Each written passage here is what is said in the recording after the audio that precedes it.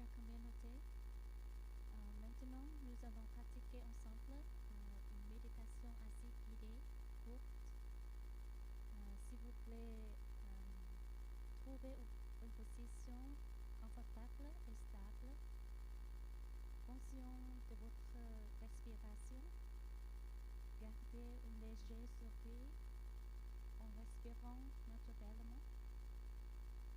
Nous allons commencer par écouter 3 sons de la cloche. Dear Thay, dear sisters, dear friends, dear brothers. So now we will practice together a short guided sitting meditation. Please find a comfortable and stable sitting posture. Be aware of your breathing. Keep a gentle smile as you breathe. We will begin by listening to 3 sounds of the bell.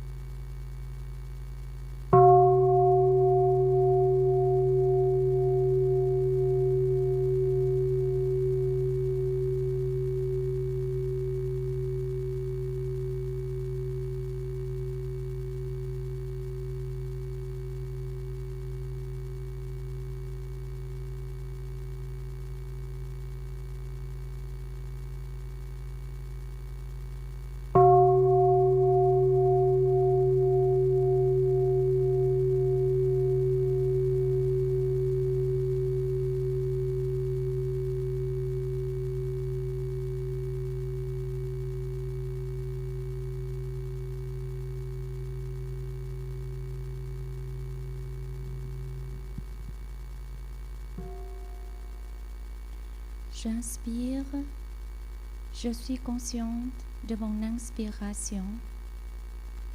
J'expire, je suis consciente de mon expiration. Inspiration, expiration. Breathing in, I'm aware of my in-breath. Breathing out, I'm aware of my out-breath. In-breath, out-breath.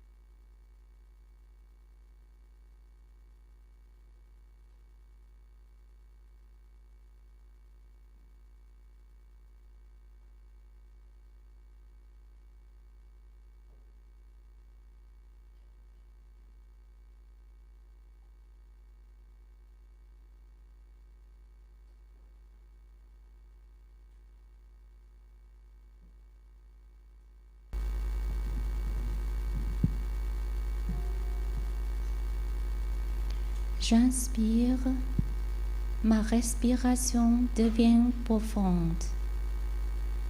J'expire, ma respiration ralentit, profonde, longue. Breathing in, my breath grows deep. Breathing out, my breath goes slowly, deep, slow.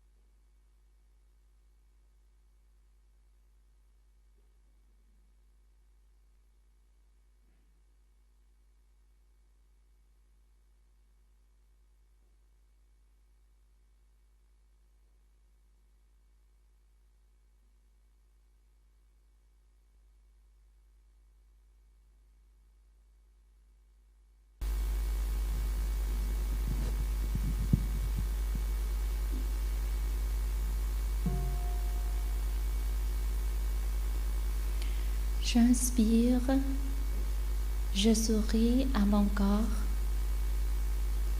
J'expire, je relâche les tensions de mon corps. Sourire au corps, relâcher les tensions. Breathing in, I'm aware of my body. Breathing out, I smile to my body. Aware of body, smiling to body.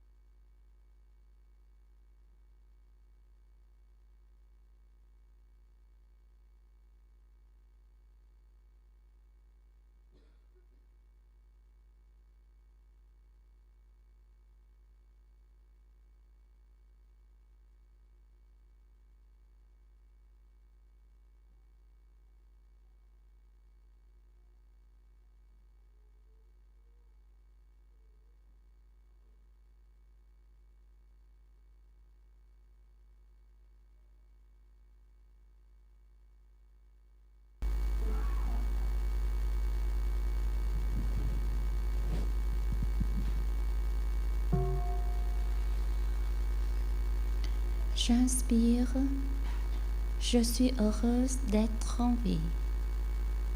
J'expire, je souris à la vie en moi et autour de moi.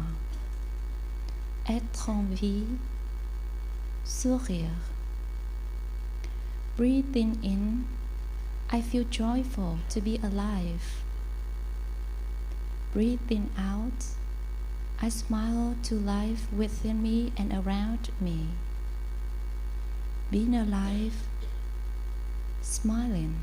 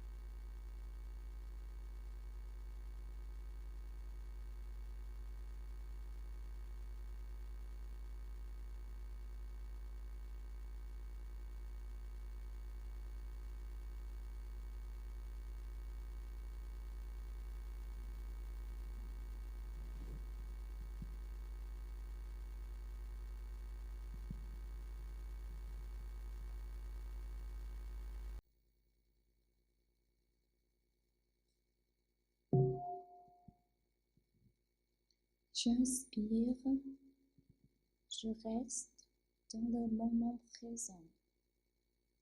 J'expire, j'apprécie le moment présent. Être présent, apprécier. Breathing in, I dwell in the present moment. Breathing out, I enjoy the present moment. Present moment, enjoying.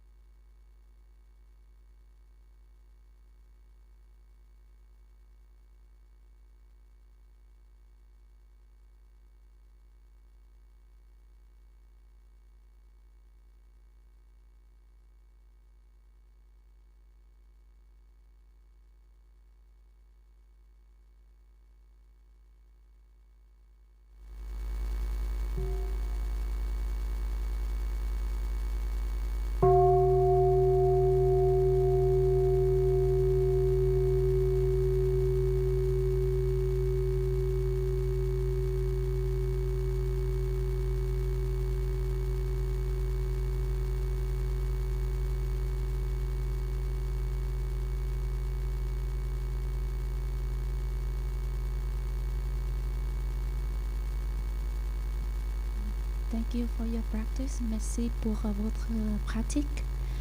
So, dear Thay, dear brothers and sisters, we would like to invite all the monastic brothers and sisters to come up for chanting before the Dharma Talk. Thank you.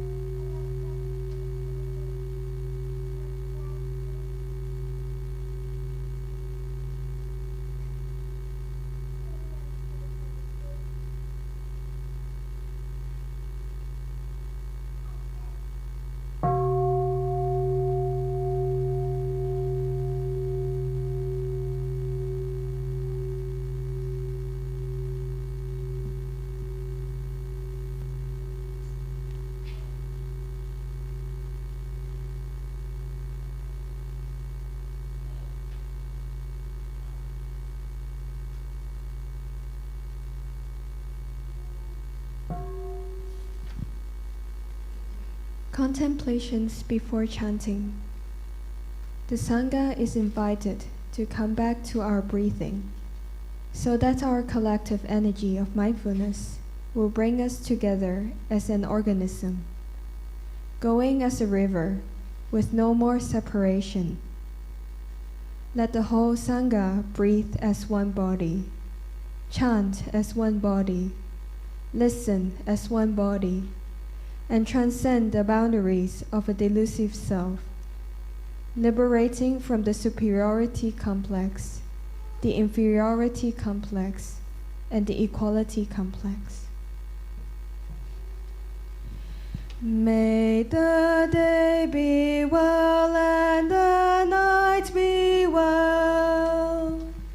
May the midday hour bring happiness true in every minute and every second. May the day and night be well by the blessing of the triple gems.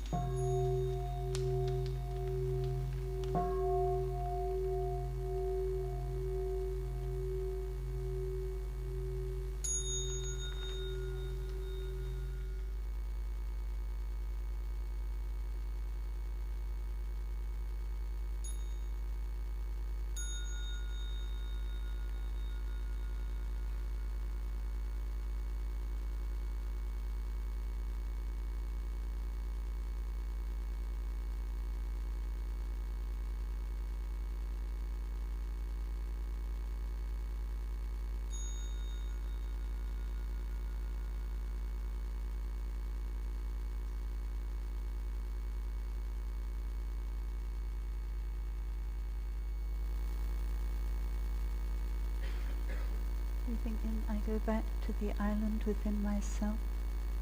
There are beautiful trees on the island.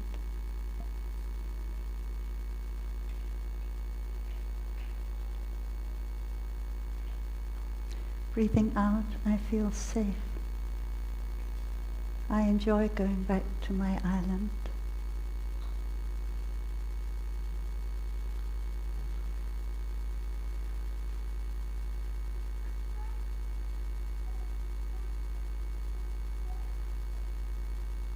Most respected Thay, dear Sangha, today is the 8th of May in the year 2022.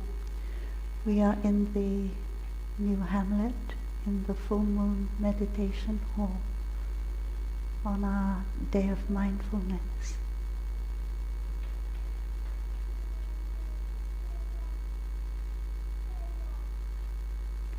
We're going to listen.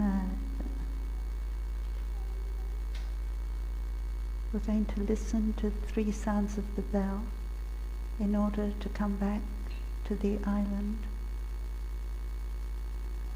Nó vang, nó bớt một chút. In order to come back to the island within ourselves. Please enjoy your breathing. That is the best way home.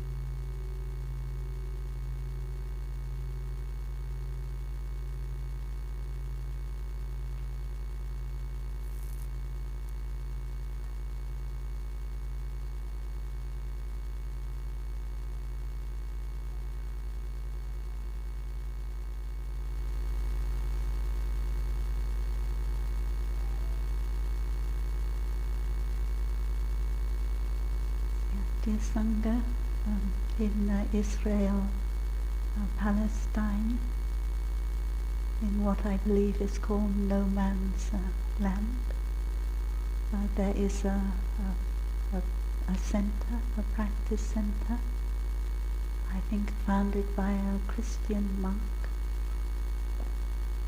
and the name of the center is Neve Shalom. And the word Neve means an island. Shalom means a peace. Island of peace.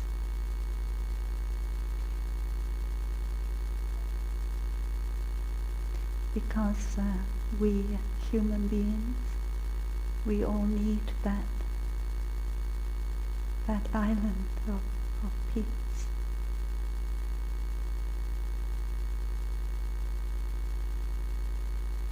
And maybe we've been looking for it for a long time.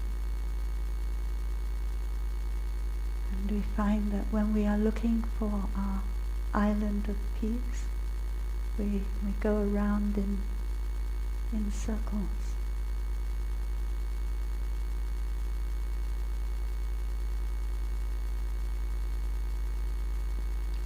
Today is also Mother's Day in the United States.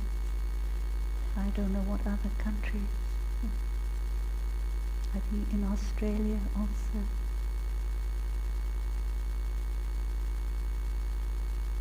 And we have to ask,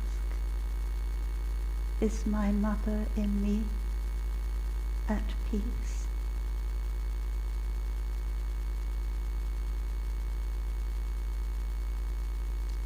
We all have a mother inside of us.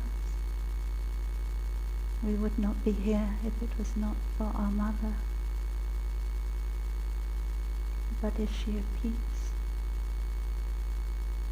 And did she have to go through war?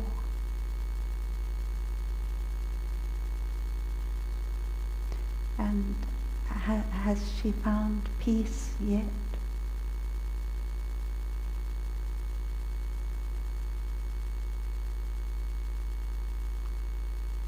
I think we can help her.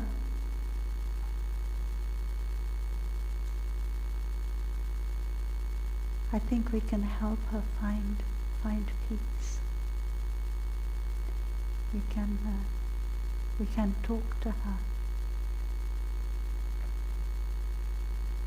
Last week, for those of you who were here, you practiced the meditation before. You practiced the meditation before the beginning of the Dharma Talk. Aware of my back. I know that it is my back, but it's also my mother's back, because in every cell of my back are the genes of my mother and my father. So, aware of my back, I am also aware that I am sitting with my mother's back. It is not just my back. It is also my mother's back. I cannot escape that truth. It's very scientific.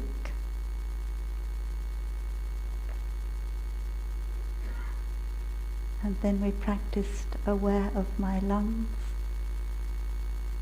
They are my lungs, but they are also my mother's lungs, because my mother is in every cell of my lungs with her genes. So I am breathing with my mother's lungs. I am sitting with my mother's back. And that is a practice for us to do on Mother's Day.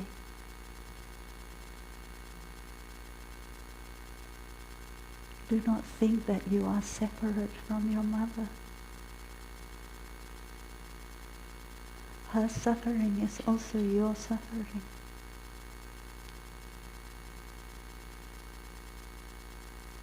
And when we can come back to that island of peace in ourselves, with our sitting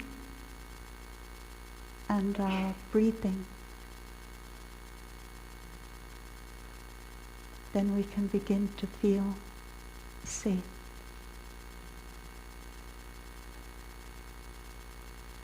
We need to feel safe for our mother, so she can feel safe too. Because maybe in the Second World War, she had to run away from the bombs.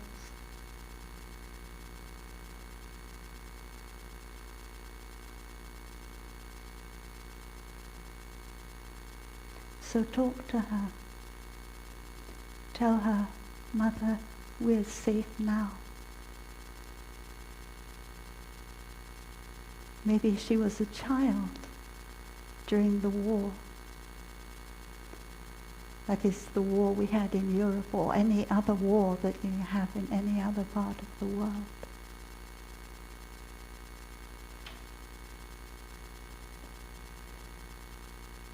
And the fear that people suffer from during war is very great. it's very difficult to heal, to transform. And we need to help our mother in us.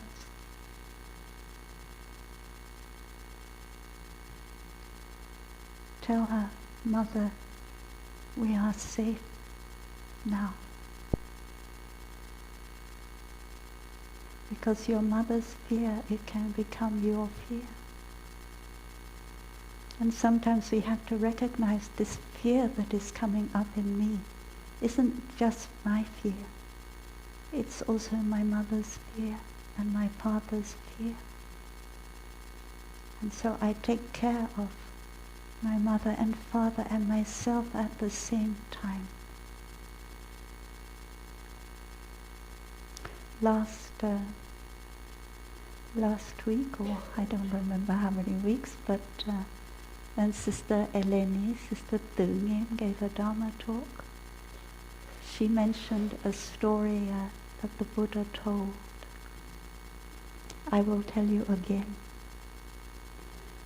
There is a couple,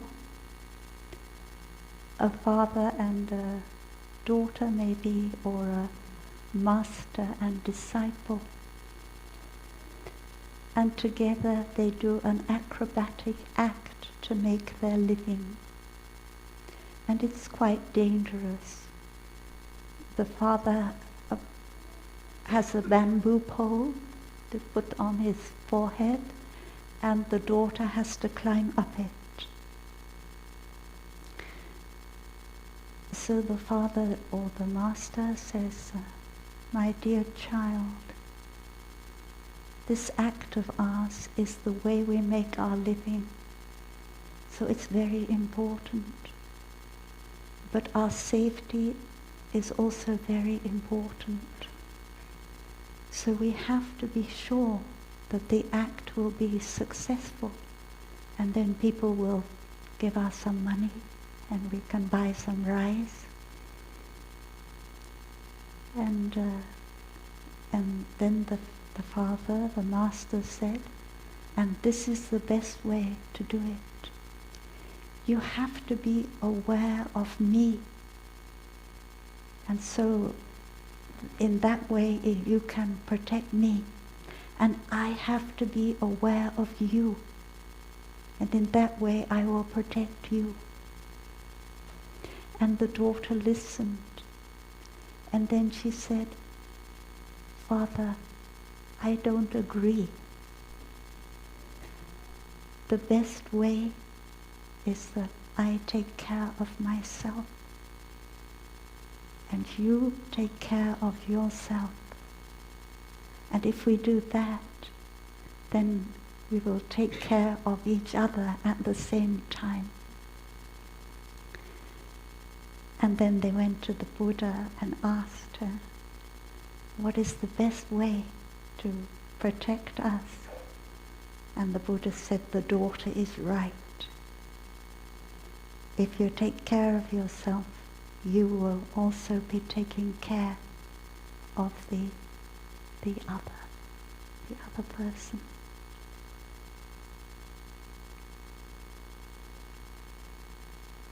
So that is a question we are all asking. How can we be safe when we see the growth of the right wing, when we know about the war in Ukraine? You have the COVID. There are so many things that stop us from feeling safe. So the first thing we need to do is to come back to ourselves and realize that we don't feel safe. And our mother in us doesn't feel safe. And so what are we going to do? How are we going to create a feeling of protection, protect ourselves and protect others? We just sang a chant. The mindfulness trainings. Wait a minute. The Sangha is a precious jewel. The mindfulness trainings, concentration and insight support each other.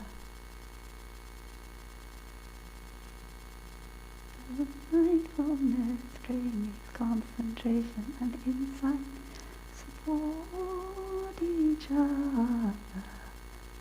In mindfulness day and night, in mindfulness day and night, the Sangha dwells and is the foundation for us to realize the fruit of meditation.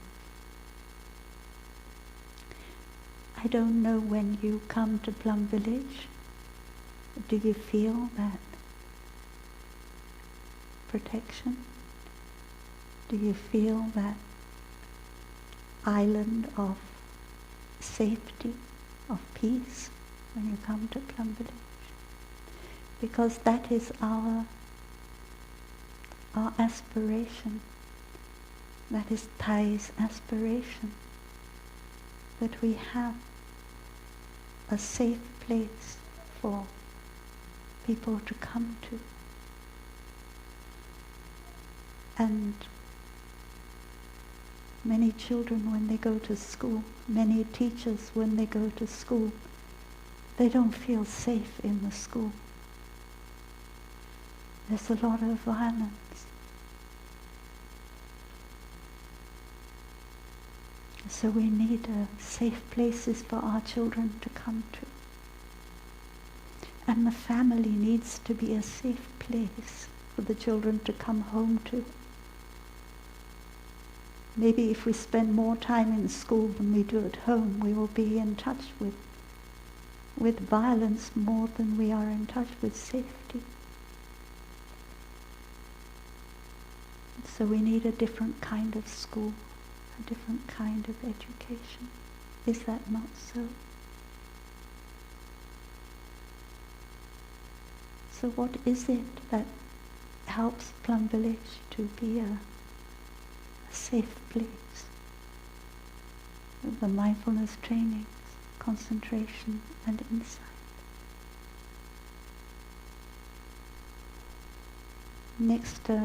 Next Sunday, you will have an opportunity, if you want, either to receive the 5 mindfulness trainings, to bring them into your life, or to support others who are bringing the 5 mindfulness trainings into their life.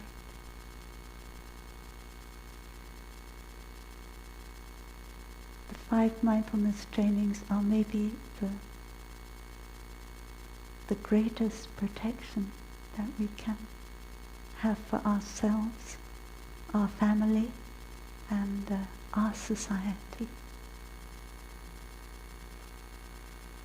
The way we take care of ourselves and at the same time take care of others.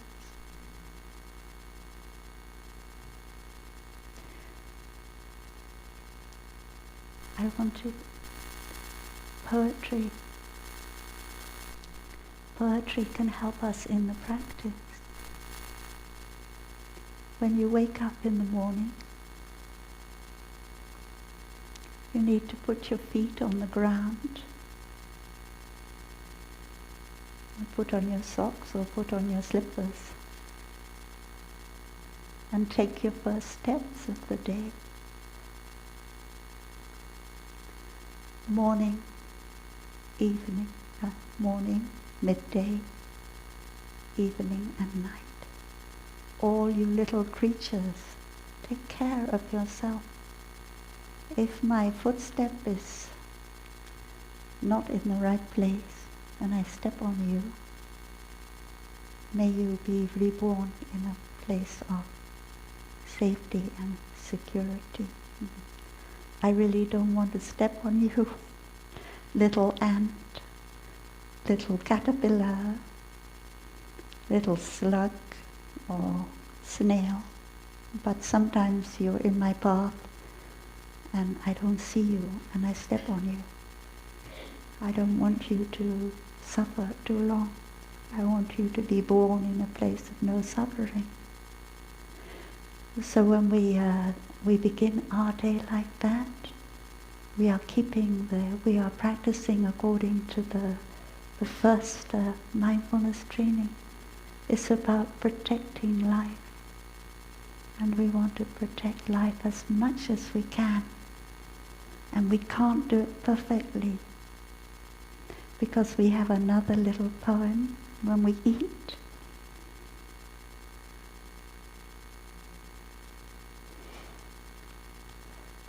Eating in the dimension beyond space and time.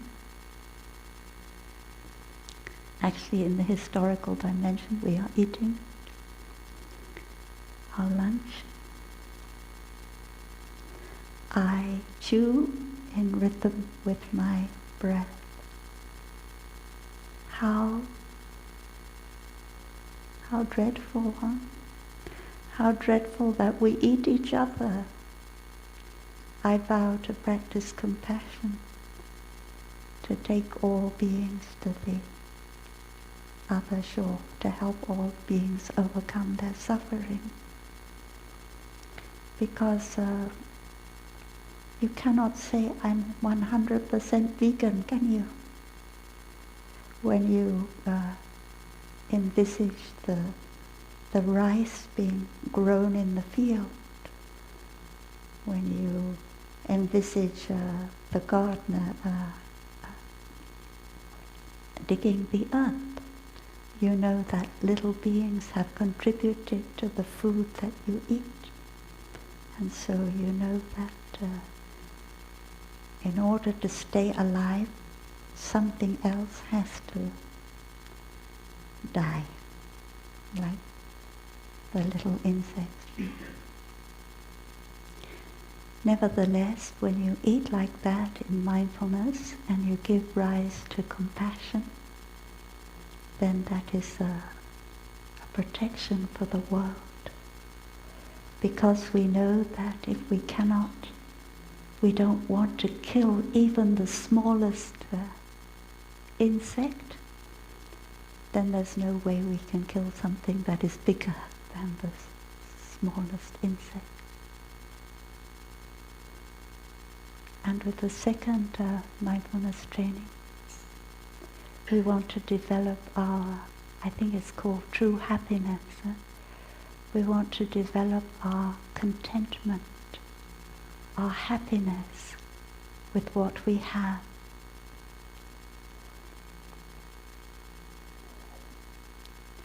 Because we have a fear, because we have the feeling of insecurity, then sometimes we feel, oh, things are getting dangerous, and so we will go and we will buy many tinned food and dry food, and we will stock it up, and then when the dangerous time comes, at least we will have something to eat.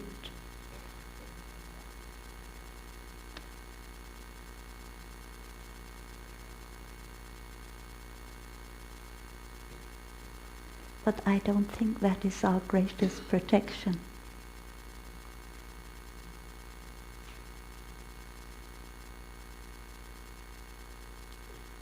When we become a monk or a nun, we receive a bowl, a begging bowl. Actually, we don't go begging out on the street anymore in Plum Village. You very kindly help us by coming to our retreat and paying some money when you come. So that is our alms round in Plum Village. But when we receive our alms bowl, we feel that if I practice correctly, I will not need to go hungry. So don't think about tomorrow, what shall we eat? practice the mindfulness trainings of contentment with what we have today.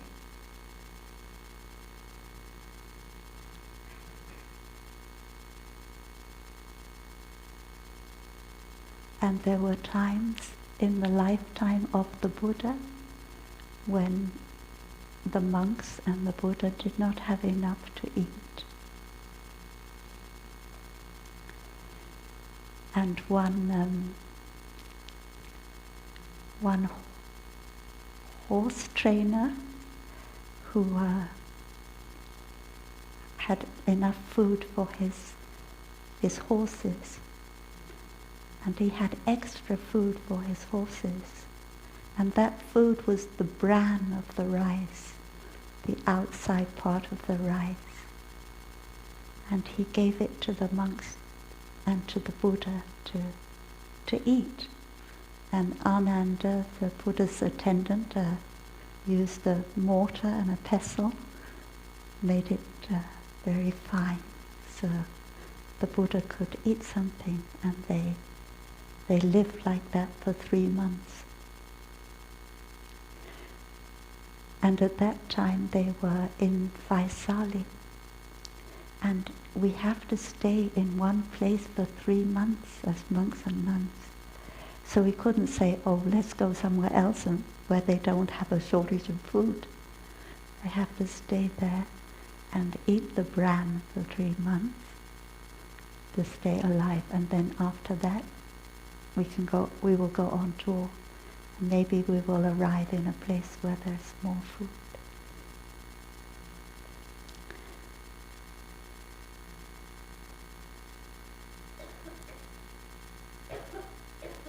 So in the second mindfulness training, we have to keep reminding ourselves, I already have enough conditions to be happy. I have 2 feet that can walk. I have 2 eyes that can see, 2 ears that can hear. I have the mindfulness trainings that will help me relate in my family, bring happiness to my family. I have a spiritual path, the most precious thing. The Dharma jewel is infinitely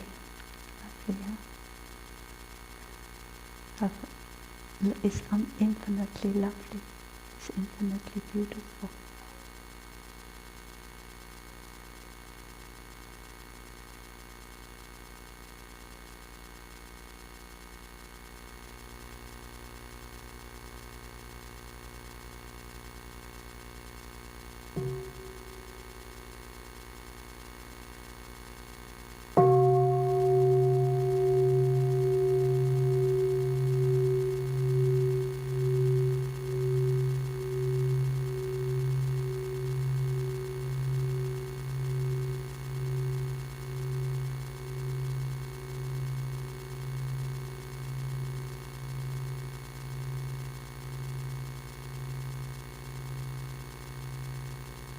I do not want to consume too much. I do not want to take more than I need. That is because I know I have the conditions for happiness in the present moment. That is the second mindfulness training.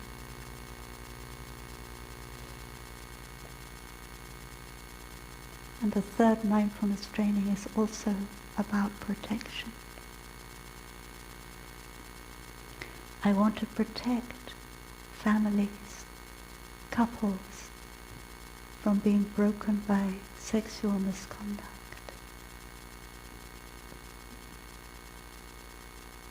It's about integrity, about responsibility, because we are human beings, and we have something that is called human love. And human beings are also animals. We are really just another primate. We shouldn't be too proud of ourselves. But our particular species of primate is human and has human love.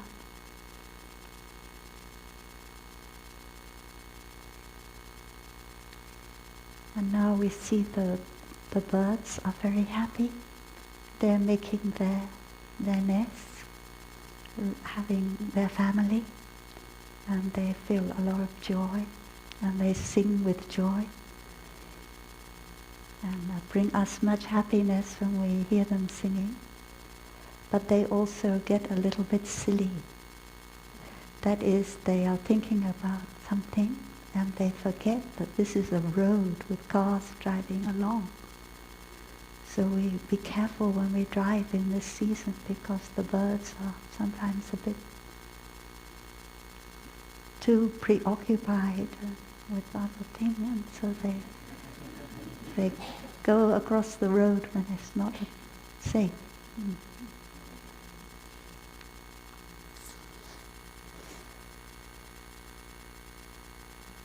So the bird have the bird's love, and the human have the human love. And the human love is contain many things like loving kindness, compassion, joy, and equanimity. Human love is much more than sexual desire. But sexual desire is in all of us, because we are animal species. And we need to protect our society, our family, so that sexual desire can be handled in the right way. And that is why we have the third mindfulness training, true love. Sex is not bad, only when it does harm,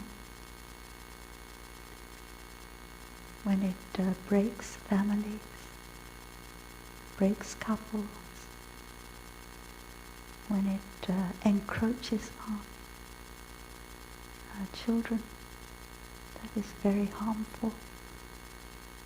And our deep aspiration is to do everything we can to protect children, families, and couples.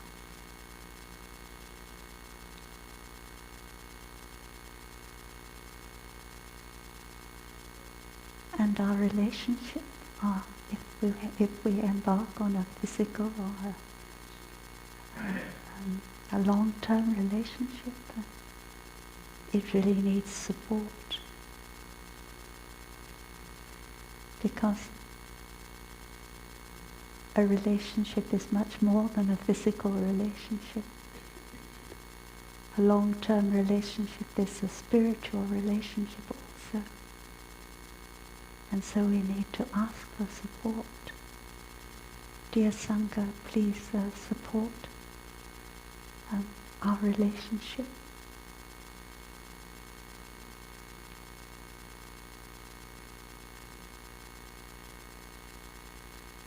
Because a relationship, a long-term relationship, isn't easy.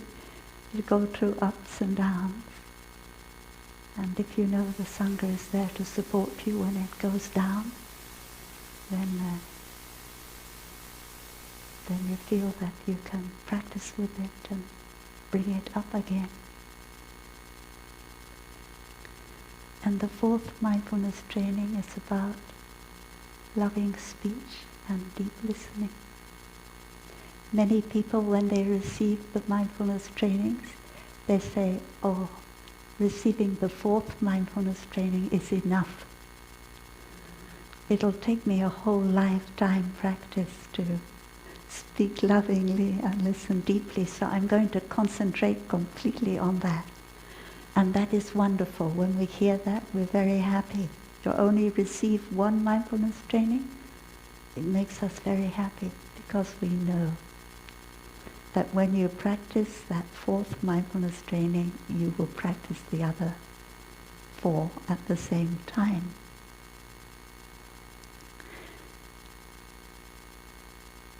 That is very beautiful, that training, because listening deeply to our partner, listening deeply to other members of our family, if we can do that, then we can go to places like Neve Shalom, and we can listen deeply to Palestinians.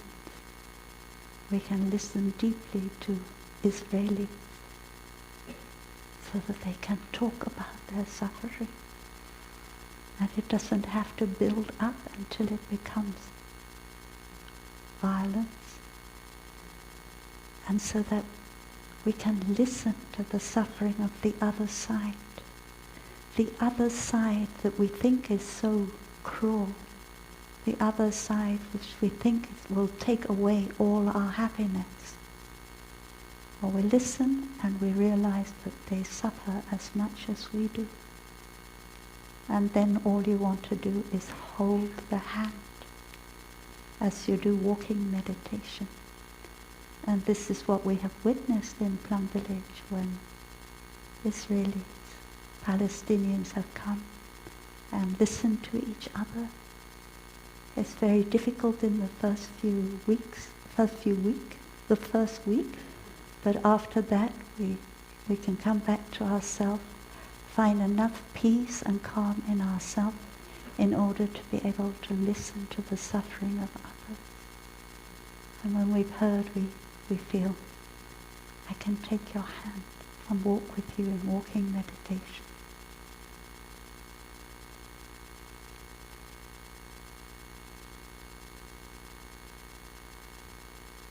We all have in us a judge who likes to sit in judgment and decide who is right and who is wrong.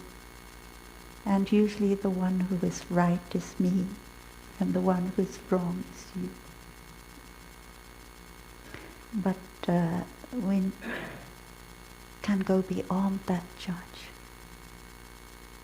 We can help that judge to go back like a seed in our stored consciousness. He doesn't need to sit on his seat of judgment anymore. I shouldn't say he, I'm so sorry. They don't need to sit on their seat of judgment anymore.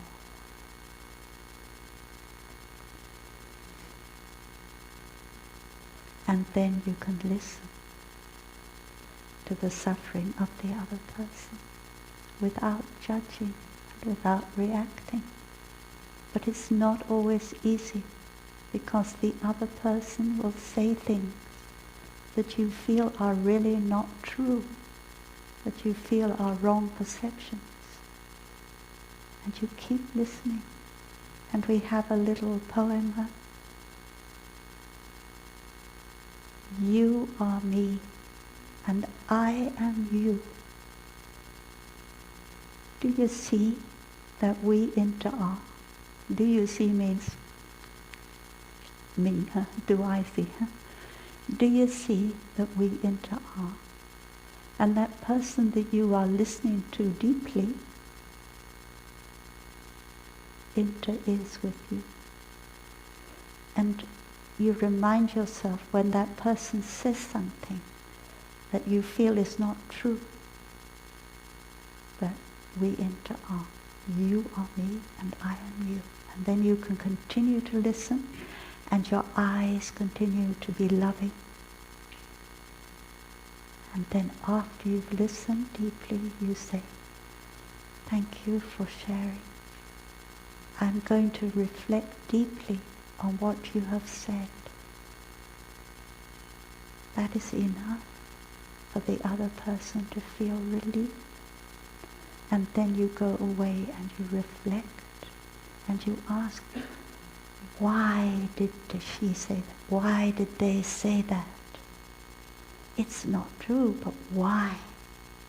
And then you have to reflect, what do I do What habit energies do I have that could make the person feel like that? And sometimes you see that, oh, in the past, that person knew somebody like me, who looked like me, and therefore that person who looked like me in the past hurt the person who is angry with me. And that hurt hasn't been resolved yet, and so it continues to make them suffer, and they think that I am the root of their suffering. But never mind. I've understood that for myself. That's already enough for me to be able to feel compassion for the other person. They suffer so much in the past because of someone who looked like me, and now they think that I'm making them suffer. But I will practice, and they will see that I am not the root of their suffering. Yeah. This is something I have done, so I'm not making it up.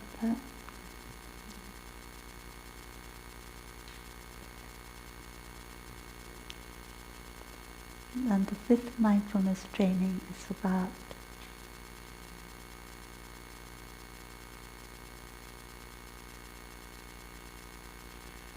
healing. Fifth mindfulness training is about right consumption, about healing through consumption. And in Buddhism we know that we consume just not food and drink, but we consume with our five senses, eyes, ears, nose, also consume. Now you are consuming some Dharma Talk through your ears and maybe your eyes. So we also consume through our mind and our consciousness. And from our consciousness we consume memories, things that have happened in the past. And very often we consume painful memories from the past. That is not a consumption from outside of us, that is a consumption from our own consciousness. So we should be aware of consuming the past or consuming the future in the form of worry and fear.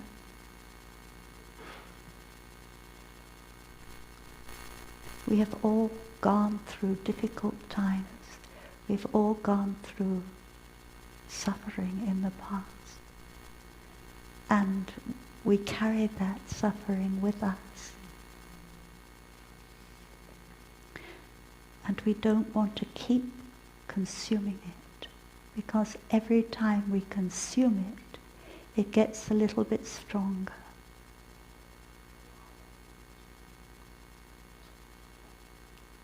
So now I have the habit energy. When a painful memory from the past comes up, as soon as I recognize it's coming up, I say, that is the past. It's not repression, because I recognize that is the real past. But I don't want to be caught in it. I don't want it to make me suffer so that then I go and make other people suffer. So I say to myself, that is the past. Now what is happening in the present? And I bring myself back to what I'm touching or what I'm with my ears or my eyes in the present moment. Maybe the birds singing, maybe the book that I have in front of me, and I can put my hand on the book and touch the book, and all the books I read have compassion and wisdom in them. And so I feel in the present moment I can touch something that has compassion and wisdom. And I don't need to drown in the past. But you don't have to use a book, or you can use other things to be in touch with in the present moment.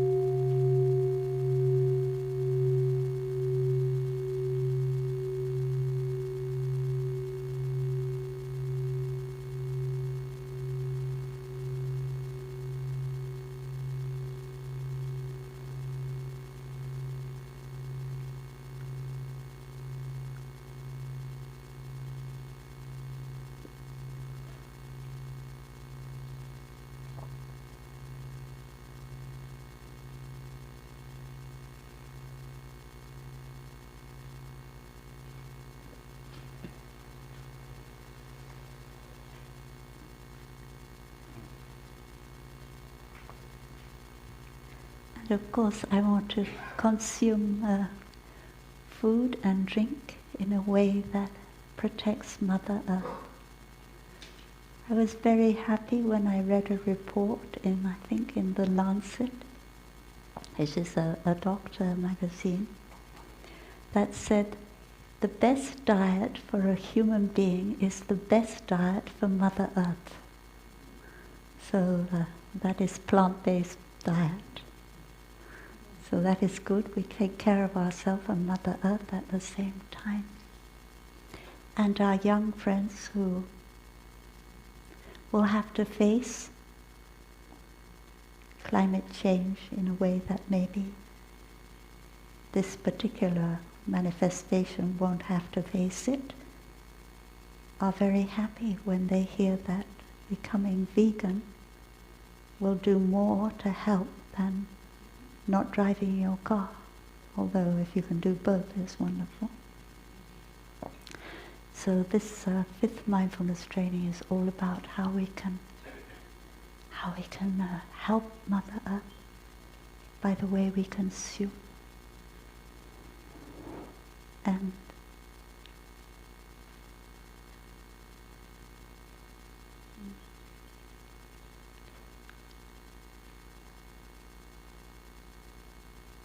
the 5 mindfulness trainings, when we receive them, we make another commitment at the same time that we will have Sangha friends, and we will come together with our Sangha, either online or in person, and we will discuss together, we will share about the mindfulness trainings. Because the mindfulness trainings are like a deep ocean, are like the ocean. One lifetime is not enough to complete our study and practice of them. And so we need to come together and share together and learn from each other in order for our practice of the mindfulness training to grow. It has to grow like a tree. A tree is always growing, and our practice grows like that.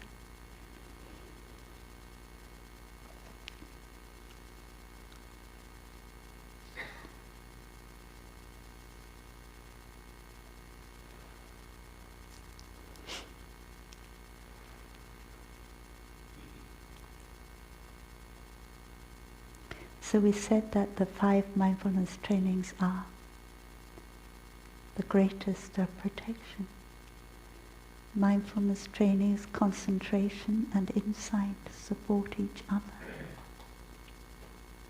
When we feel safe, when we feel protection, and that safety and that protection comes from our own actions of body, speech and mind, but surround us.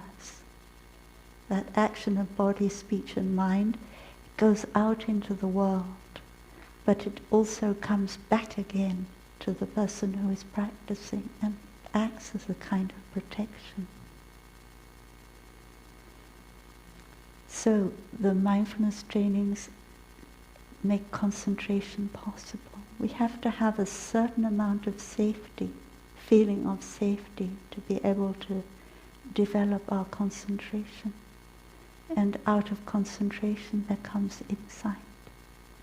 That is the understanding of what I should do and what I should not do. And the mindfulness trainings can help us in that, and we can refer to them. In this situation, how should I act? How should I not act? And if I'm not sure, then I don't want to act. Because sometimes action coming from a place of lack of understanding, of wrong perception, can do a lot of damage, and we regret it afterwards. So we need to use the mindfulness trainings, use our concentration and our insight in order to be able to act. And concentration means to come back home to yourself, body and mind united. I want to share a poem with you of Thay, but it's very difficult to translate. And I don't know if I've translated it. I hope that there is some correctness in my translation.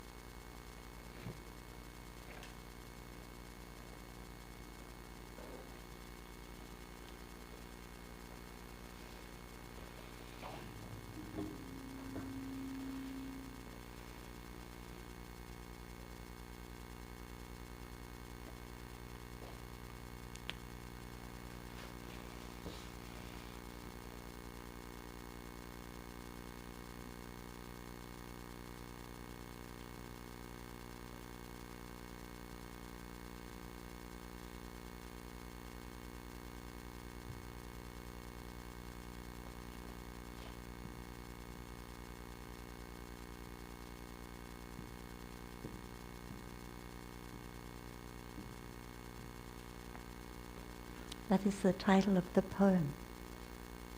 So my first difficulty is this word here. How to translate this word? I have a dictionary. So when I open my dictionary, it says, so this word means mind, it means heart, it means feelings, it means soul. Those four things, that's what my dictionary says.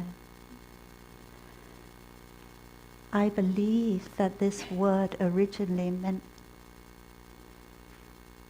your entrails, your insides. Like that. In English sometimes, or American English, we talk about gut feeling. Yeah, so it's a little bit related to this word. Neuroscientists and in our own time, people concentrate, as far as I understand, very much on the neurons in our brain. But we have neurons in many other places than our brain. Our heart is 60% neurons. Our intestines are even more, I believe. Yeah. So to translate this word as mind is not really correct. To translate it as heart is not really correct. Although if you, heart may be easier.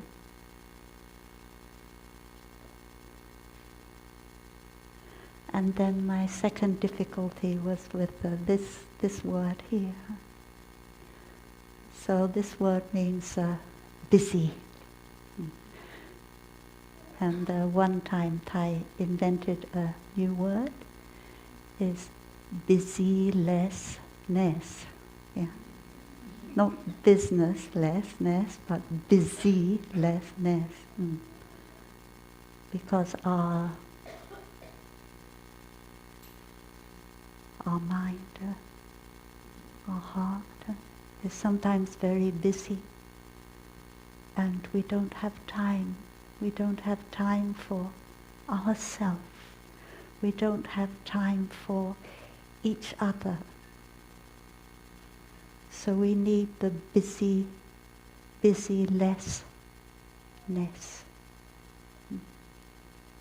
We all need that.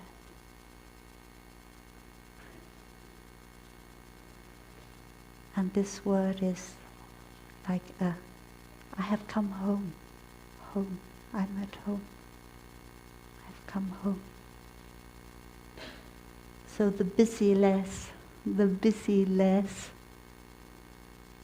heart or busyless mind comes home.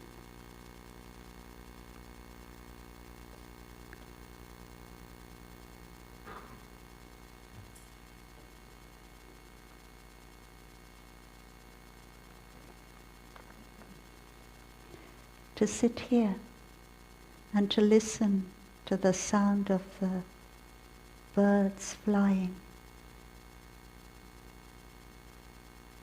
the universe.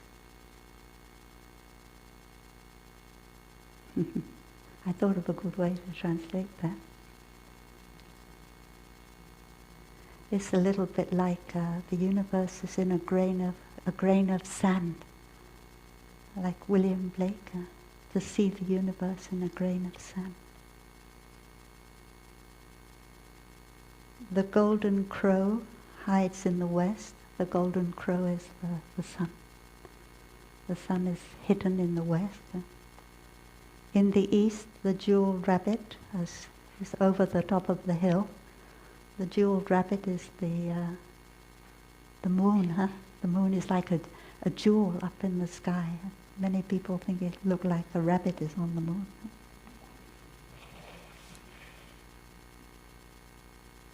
No one in front, no one behind. Just myself. You almost hear earth and sky calling to each other. Coming out of the meditation, there's a long moment of stillness. The green leaves, the bamboo screen, the upper story filled with moonlight. The ancient river flows in harmony with the way of the world. The wind follows the 8 directions.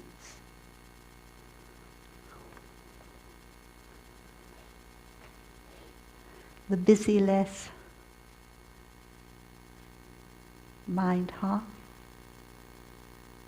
has come home.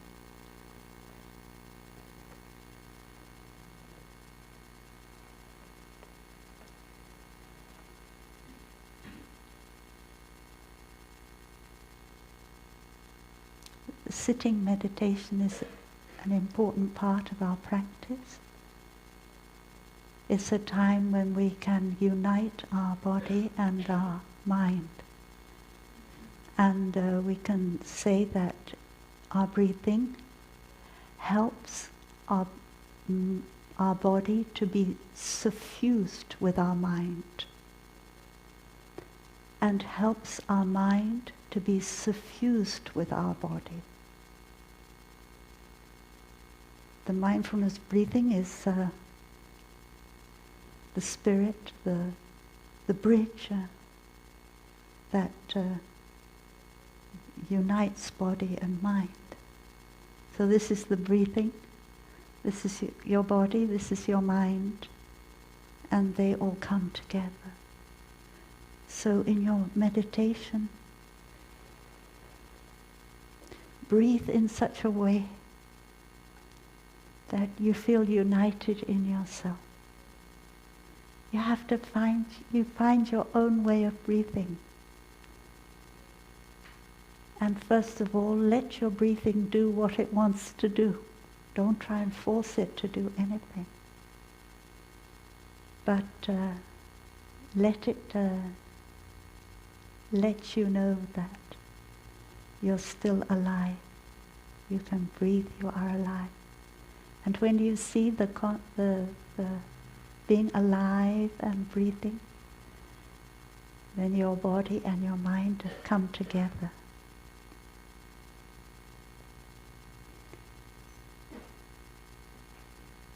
So when we practice meditation,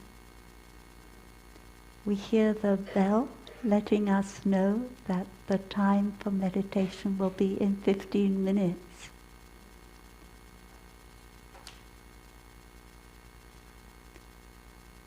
If we haven't already started our sitting meditation, when we hear the sound of the bell telling us the sitting meditation will begin in 15 minutes, we don't say in 15 minutes.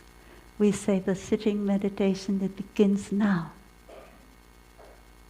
And we put on our, whatever we're going to wear, the sitting meditation, and we start to walk toward the meditation hall. And that is the meditation already. And maybe even before you put on what you're going to wear, you were meditating already. That is even better. Because before the meditation and after the meditation, they are not really separate from during the meditation. So when I put on my meditation gear, whatever it is, I put on my coat or whatever I put on, then I have a little poem also that I can read. And that poem is putting on my clothes in the historical dimension. I adorn myself. They may not be very beautiful clothes. They are just this kind of clothes. They don't have to be beautiful clothes to adorn myself. I adorn myself and I adorn the world. I want to be an adornment for the world. I think we all want to be that. An adornment of peace.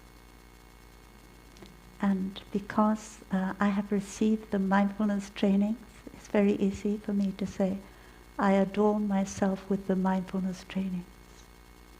And at the same time, I adorn the world with the mindfulness trainings. Because everyone who received the mindfulness trainings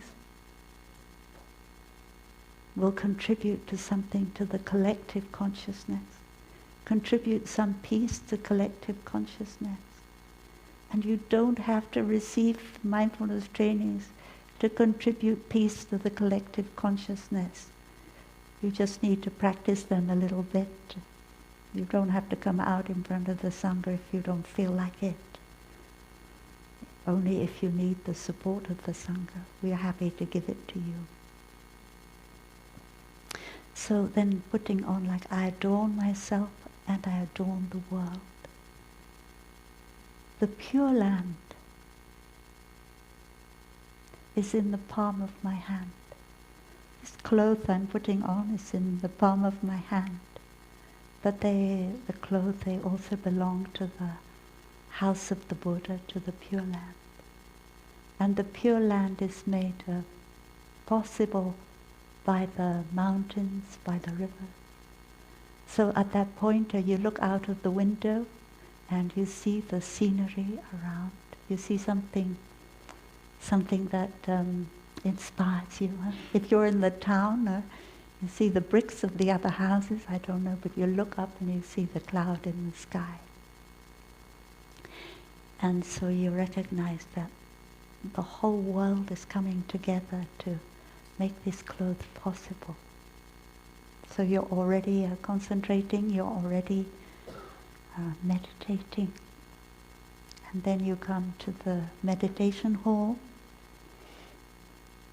with your mindful breathing.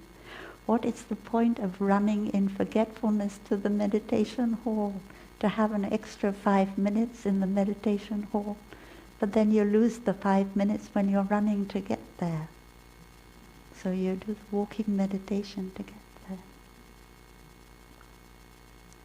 And then when you arrive, what do you have to do? Take off your shoes.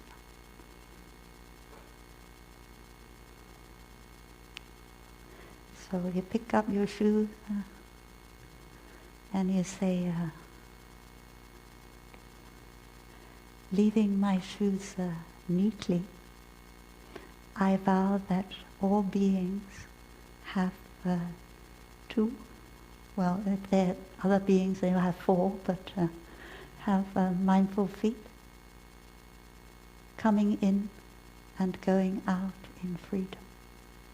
Coming in and going out in freedom is very deep meaning, because coming in means being born, and going out means dying. And you want to be able to live your life at all moments in freedom. And you don't only want it for you, you want it for all beings. So having left your shoes like that, you have to go in the door of the meditation hall.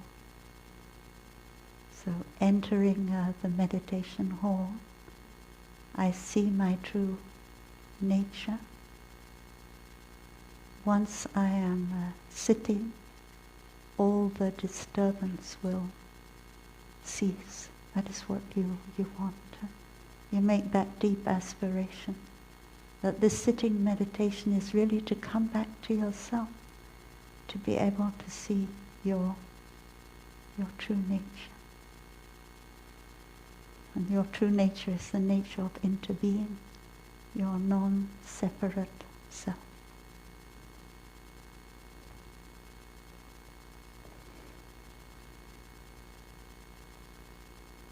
So on our way to the meditation hall, when we are concentrated, we are deeply in touch with everything that's around us. We hear the birds flying, and when we just sit down in the meditation hall, we do so very quietly. Maybe there are other people already sitting there, and we don't want to disturb them. One time Thay said that when Thay was meditating in the upper hamlet, the brother who sat next to Thay came and sat down, and Thay didn't hear him. But he sat down very mindfully and quietly. So we should try, and it's not easy to sit down, nobody can hear you, but we do our best because we want not to disturb the person we're sitting next to. And the same if we start to get to numb feet in the middle of the meditation, we have to change our position. It's very bad to sit and the blood can't flow. It's not good for you. So you need to change, but very quietly, so nobody is disturbed. Very mindfully, nobody is disturbed.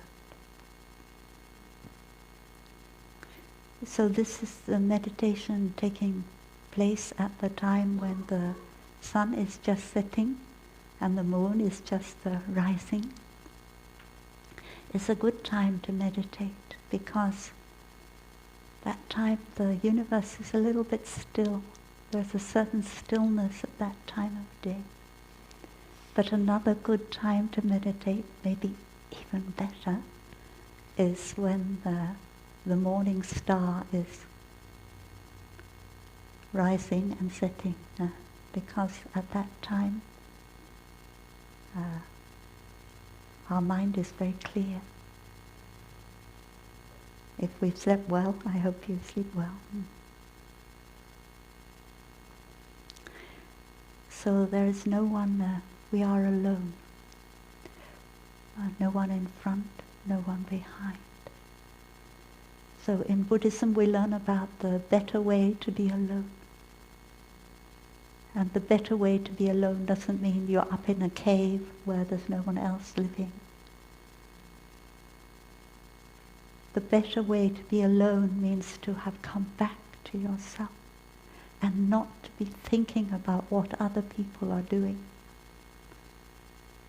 Just to be there for yourself, in yourself, is the way to be alone. If you're thinking about the person in front of you, the person behind you, you are not alone. And if you're up in a cave and thinking about this and that, you're also not alone. We forgot about the trichiliocosm, the universe. The universe does not fill even an inch, is what it says literally. This is something to do with the meditation that is called the limitless space meditation. It is a meditation that the Buddha did before the Buddha became Buddha. And after the Buddha became Buddha, he continued it in a different way.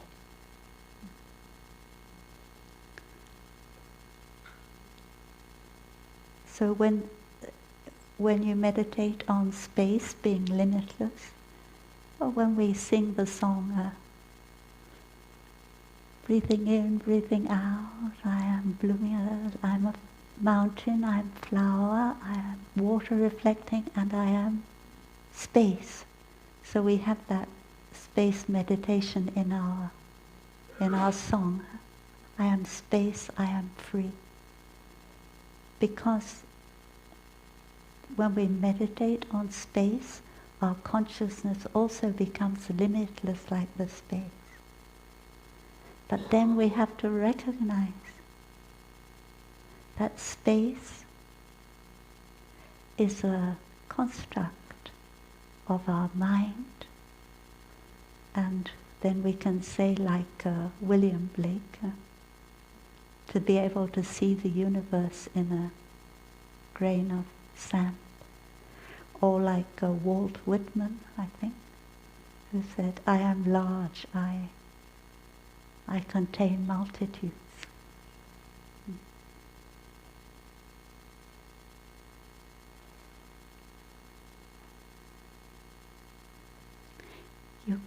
It's as if you can hear the earth and the heaven and the earth, they are talking to each other. Because normally we think the earth are down here and the heaven is up there, they are two separate realities. But in fact they interact. The heavens make the earth possible and the earth make the heavens possible. And you don't need to go up in a spaceship in order to be able to see that.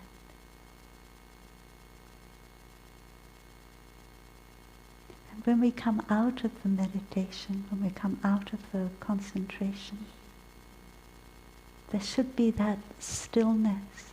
Don't lose it straight away.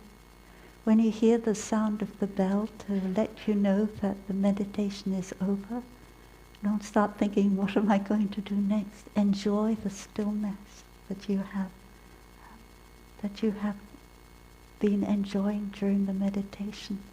And massage yourself gently, not too fierce, because you may lose the stillness. And then you open your eyes, and your eyes are in contact with the things around you. The green leaves, the bamboo screen, the upper story filled with moonlight.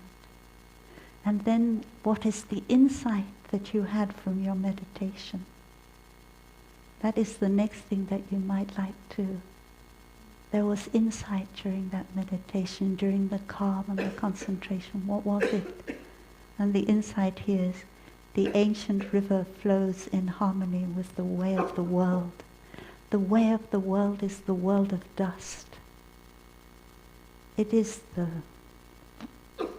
Saha world, the world of change, the world where there is suffering and happiness. But there is an ancient river which is in harmony with that world. And that ancient river is the river of spirituality. We all need that river of spirituality in our lives. And we are very lucky that we have blood ancestors, but we also have spiritual ancestors who have handed us down to us the way of practice. And that river of spiritual practice, it is without beginning and without end. And it helps us to live in the world. But if we don't live in the world with all its dust, then we won't look for a spiritual practice. So the world with its dust needs the spiritual practice. And the spiritual practice needs the world with its dust. The wind follows the 8 directions, but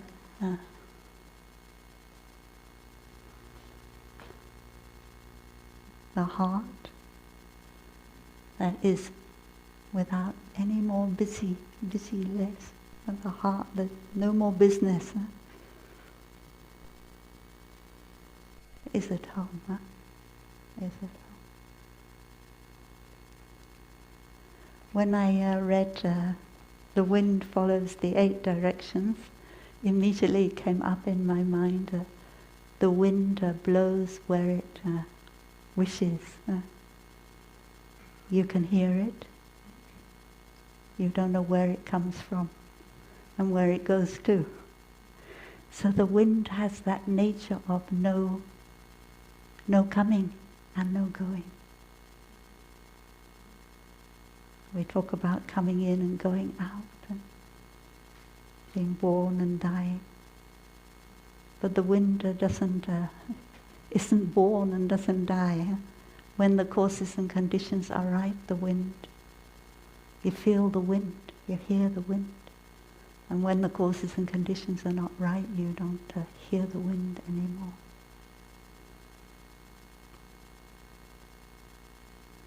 So our mind is free from thought. Our heart is free from worries. And they're not busy with thinking, busy with worries. And so we are at home. And our mother is at home. Our father is at home. Our ancestors are all at home in us.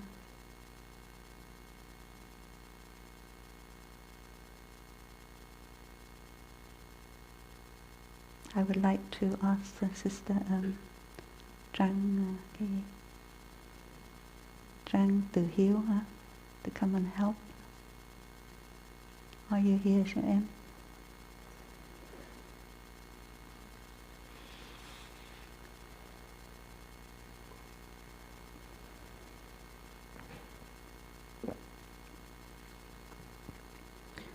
Sister Chan Duc will sing this song for us in Vietnamese. So please, when you listen, help your heart, your mind to be with us. No business, No worry about the future.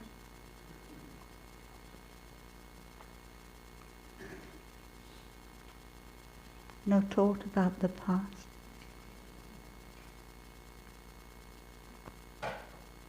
You can see a Thay meditating in complete freedom, and you can feel that freedom in yourself.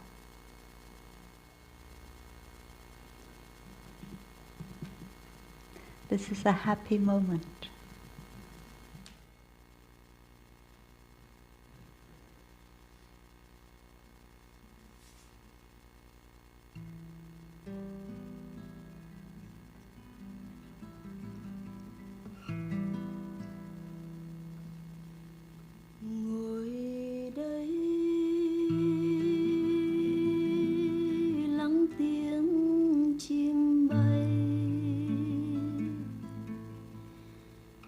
ngàn thế giới không đầy tất gang.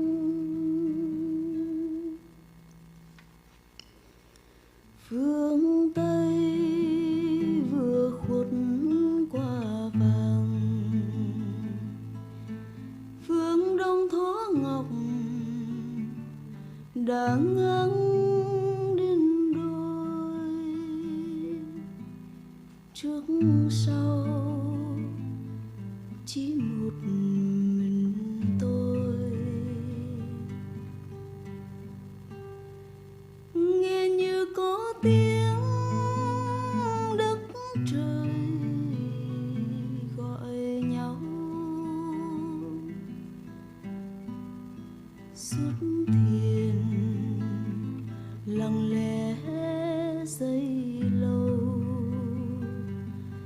lá xanh rèm lip bên lầu sáng trăng. Sông xưa thuần nẻo dương trần, gió theo tám hướng lòng không bận về.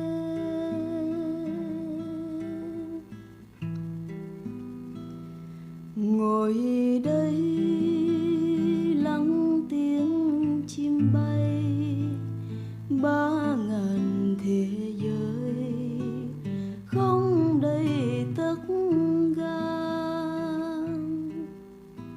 Phương Tây vừa khuất qua vàng, phương Đông thó ngọc đã ngang đến đôi. Trước sau chỉ một mình tôi, nghe như có tiếng đất trời gọi nhau.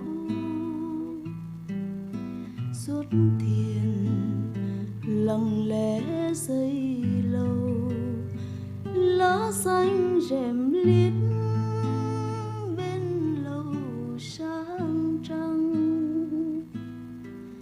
Sông xưa thuần nẻo dương trần, gió theo tám hướng lòng không bận về. Xuất thiền lặng lẽ giây lâu, lá xanh rèm liếp bên lầu sáng trăng. Sông xưa thuần nẻo dương trần, gió theo tám hướng lòng không bận về.